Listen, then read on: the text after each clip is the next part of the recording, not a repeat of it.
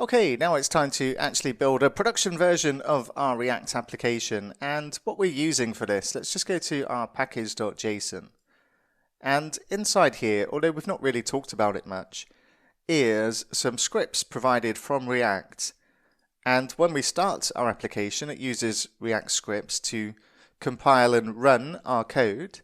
And we've also got one for build called React scripts build. And just running this command creates a production version of our application. And if we just go and take a look at the documentation for create React app and take a look at the npm run build command, then this builds the app for production to the build folder.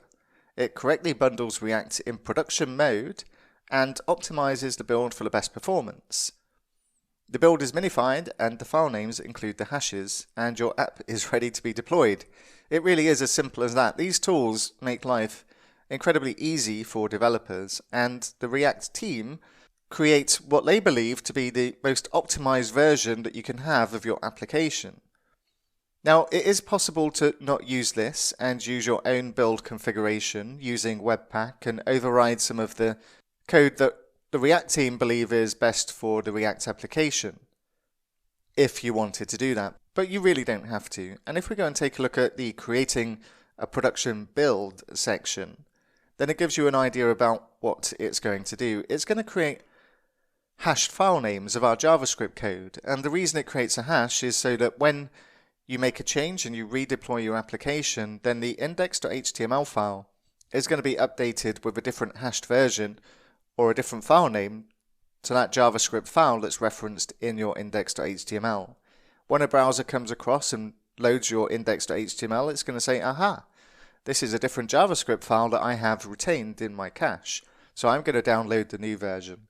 And it also, of course, minifies our code and makes a very small version of what we have currently. So what we'll do is we'll go and take a look at this command, but if we go and take a look at our React app at the moment and just inspect, and just go to our network tab, and let's just refresh the page so that we get all of the JavaScript files listed in our browser. And what we're looking at here is our files from cache. So I'm just going to disable the cache and refresh the page again. And what we'll do is we'll take a look at the file sizes of our main files that we have in here, and where we're seeing bundle.js and 0.chunk.js and main.chunk.js. These are the files that make up our JavaScript React application. So we've got one file there that's 1.4 megabytes in size. So relatively large at the moment, but what we'll do is we'll create a production build version of our application and check out the file sizes we get after we build it. So what we'll do is we'll stop our application, and it even tells us here to create a production build, just run this command. So that's exactly what we'll do. And we'll say npm run and build. And press return. And this will take a moment or two to create this version of our app. So I'm just going to pause the video and come back once this has completed. And it's done. And what we can do is we can see our file sizes after they've been gzipped, and our largest file is 248 kilobytes, second largest 100 kilobytes. So our app is about 350-ish kilobytes in size, which is pretty small, and is fine for a client to download when they browse to our application. And all of our files have got a hash on them now, so when we rebuild our application, then these files will be created with different hashes. But rather than doing as they suggest here, to build it using serve or display it using serve, a JavaScript package that we can install which provides us with a small server to run it from, what we're going to do is run this from our API. So what we'll do is, if we take a look at the scripts we have inside npm, then we can do something after we've built, and we can add an additional script that's going to run automatically after our build to do something. And what we're going to do is, inside our API, what we're going to do is effectively create a www root folder that's going to contain our static content, which is going to be our React application. And anything that's inside, for instance, the public folder, this gets copied as is into the www root folder when we move it. And in fact, if we take a look at our build folder, we can see exactly what's going to go across once we do this. So we've got our assets, and this is going to be our public assets, the images that haven't been modified in any way. They're the same size as they were before.